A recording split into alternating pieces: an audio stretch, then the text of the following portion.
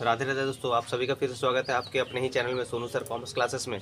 तो आज आपको मॉडल सेट 2023 ईटीपी का ऑब्जेक्टिव क्वेश्चन बताने जा रहा हूँ। तो देखिएगा थोड़ा ध्यान से। तो चलिए शुरू करते हैं आज का ऑब्जेक्टिव क्वेश्चन ईटीपी का। तो देखिए क्वेश्चन नंबर 1 जो आपको दिया गया है, which of the following is an element of the sensing of the opportunities.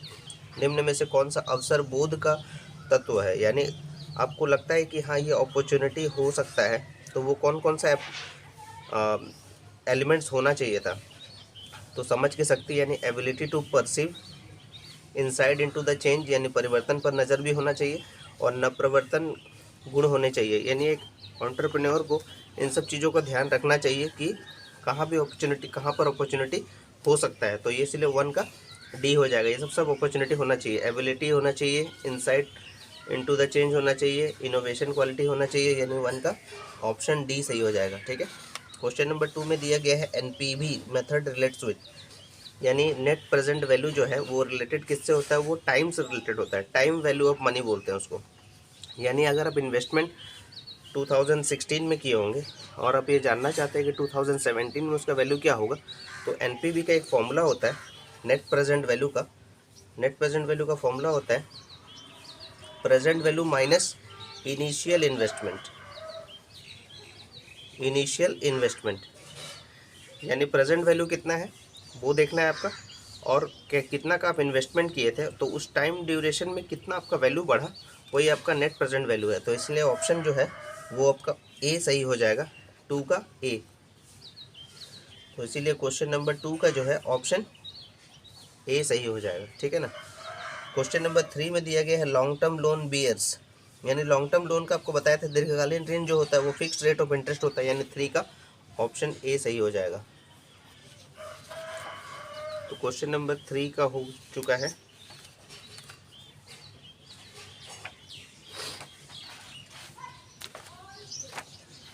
Question number 4 का देख लीजिए। क्वेश्चन नंबर 4 में दिया गया है कि the term fund as used in fund flow analysis means, यानी कोस का मतलब क्या होता है। कोस का मतलब होता है the difference between current assets and current liabilities.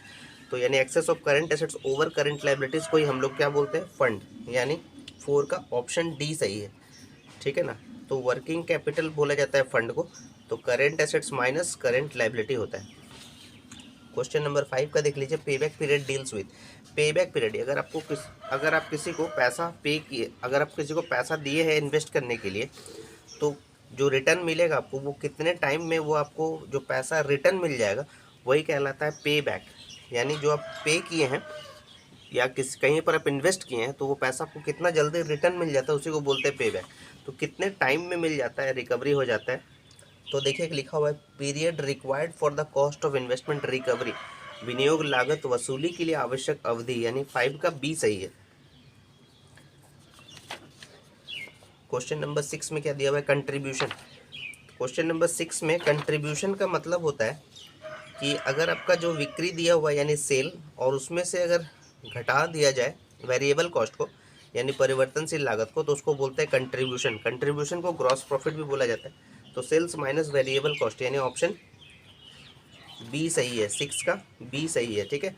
तो सेल्स माइनस वेरिएबल कॉस्ट बोलते हैं, यानी कंट्रीब्यूशन का फॉर्मूला है। क्वेश्चन नंबर 7 में क्या बोला, market demand is also known as. Market demand जो है वो, मार्केट डिमांड को क्या बोलते हैं, मांग की भविष्यवाणी भी इसको कहा जाता है। यानी जैसे मान लीजिए कि जैसे अभी होली का सीज़न आ रहा है, तो यानी उसमें किसका डिमांड ज़्यादा होगा, रंग का डिमांड ज़्यादा होगा, यानी कलर्स का डिमांड ज़्यादा होगा। तो यानी उसको बोलते हैं डिमांड फोरकास्टिंग। ठीक है ना। तो 7 का ऑप्शन ए सही हो जाएगा।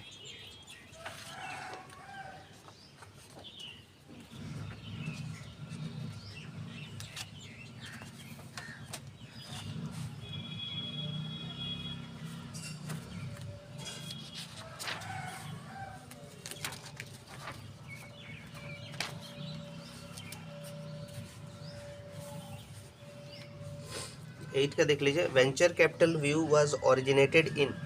वेंचर कैपिटल जो है वो, वेंचर कैपिटल मतलब हो गया कि जो आप कैपिटल जो एंटरप्रेन्योर के द्वारा जो इन्वेस्ट किया गया है,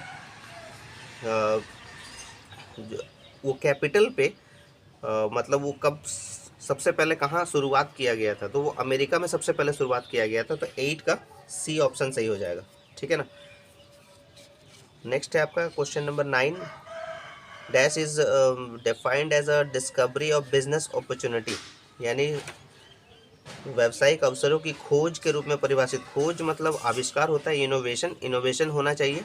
dash innovation is the defined as discovery of business opportunities, तो इसलिए 9 का बी ऑप्शन सही है। उसके बाद बोला गया प्लानिंग इज, यानी नियोजन, नियोजन क्या होता है, शॉर्ट टर्म के लिए होता है, मिडिल टर्म के लिए होता है, लॉन्ग टर्म के लिए होता है, फॉर ऑल टर्म्स, यानी 10 का डी सही है। 11 का क्या बोला गया है, project is prepared.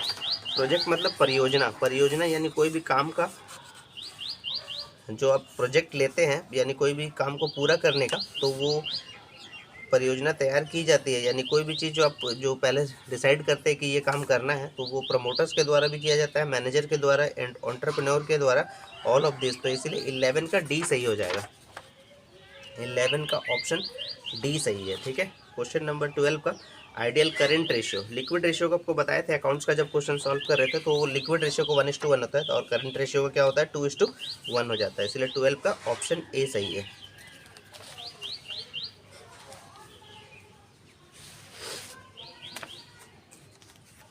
Question number 13, question number 13 में दिया गया है कि लर्निंग प्रोसेस इन्वॉल्व, ज्ञान अर्जन प्रक्रिया में शामिल होते हैं मनोभाव, संचालन, अनुक्रिया, इनमें सभी, Q, drive, response, all of this. ज्ञान अर्जन प्रक्रिया में ये सारे शामिल होते हैं, मनोभाव भी होना चाहिए, संचालन भी होना चाहिए, अनुक्रिया भी होना चाहिए, यानी 13 का डी ऑप्शन सही है। नेक्स्ट है मैनेजमेंट इज, तो प्रबंध आपको पता है कि वो आर्ट्स और साइंस दोनों है, कला और विज्ञान दोनों है, तो इसलिए 14 का सी हो जाएगा। सबसे सिंपल क्वेश्चन था ये। 15 का नियोजन भविष्य को पकड़ने के लिए बनाया गया पिंजरा है, ये कथन किसका है, न्यूमैन का, एलन का, हर्ले का, टेरी का।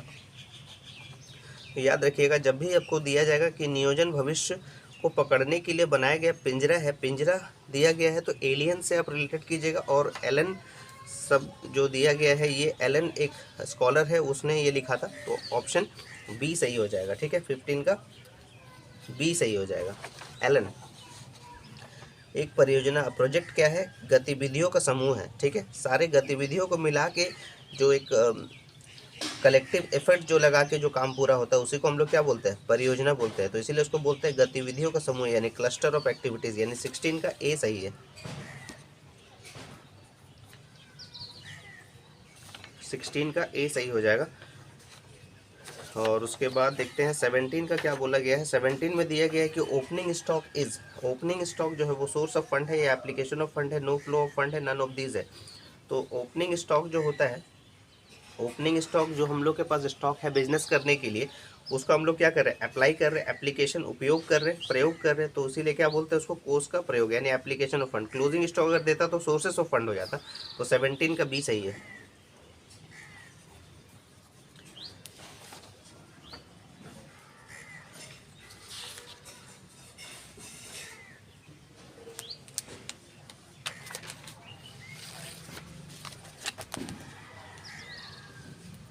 18 में देख लेते हैं क्या दिया हुआ है। निम्न में से किसका उत्पाद या सेवा का चुनाव करते समय ध्यान रखना जरूरी है। Which of the following factors to be considered while selecting a product और सर्विस। पर प्रोडक्ट या सर्विस चुनने से पहले क्या क्या आप देखेंगे, कंपटीशन, उसका कंपटीशन यानी मार्केट में कैसा है, उत्पादन लागत यानी प्रोडक्शन कॉस्ट, लाभ की संभावना मतलब प्रॉफिट पॉसिबिलिटी, या इनमें से सभी, ऑल ऑफ दिस। यहाँ ऑल ऑफ दिस यहाँ गलती से लिख दिया है, प्रोडक्शन कॉस्ट होगा, तो इसीलिए ये सभी चीज़ों का ध्यान रखना होगा। 18 का टी सही है,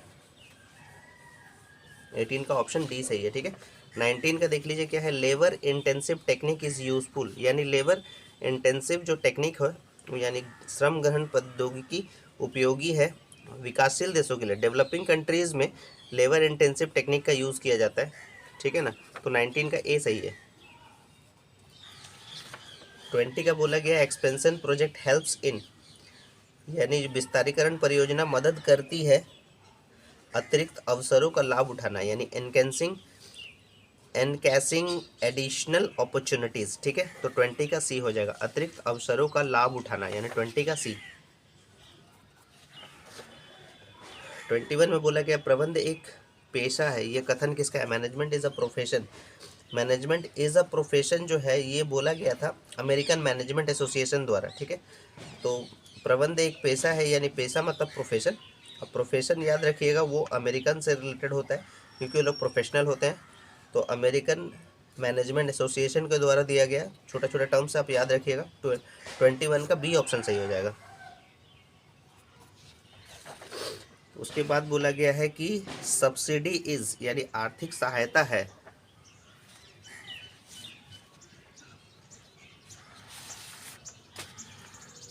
आर्थिक सहायता है रीपेमेंट यानी पुनः भुगतान है, ठीक है ना।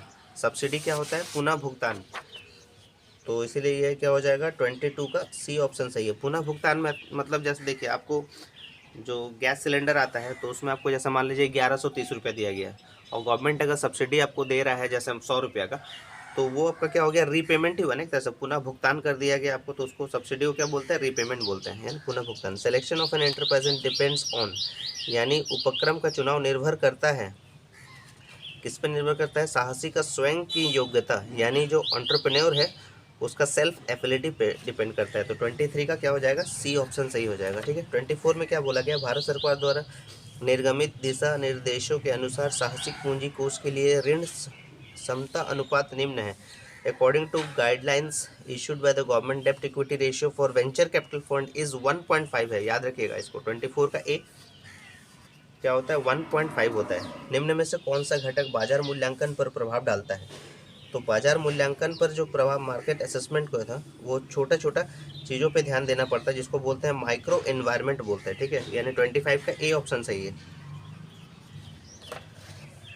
26 का दिया गया है present production system in fact is, तो वर्तमान उत्पादन व्यवस्था वास्तव में क्या है? इनडायरेक्ट प्रोडक्शन है, ठीक है ना। अप्रत्यक्ष उत्पादन है, यानी 26 का बी सही है।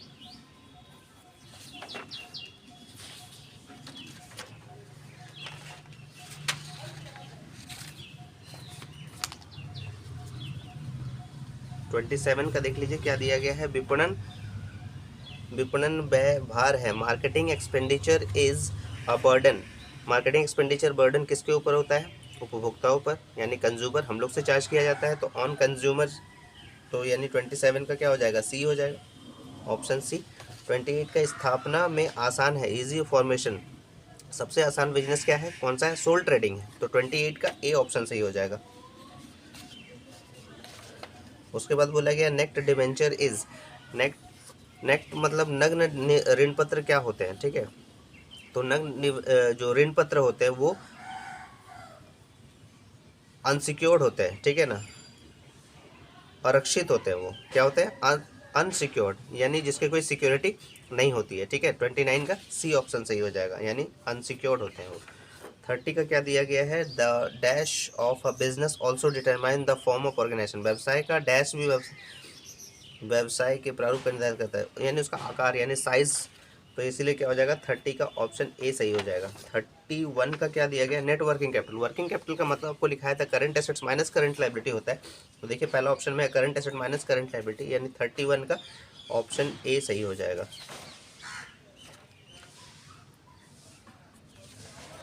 32 का देख लेते हैं क्या दिया गया है।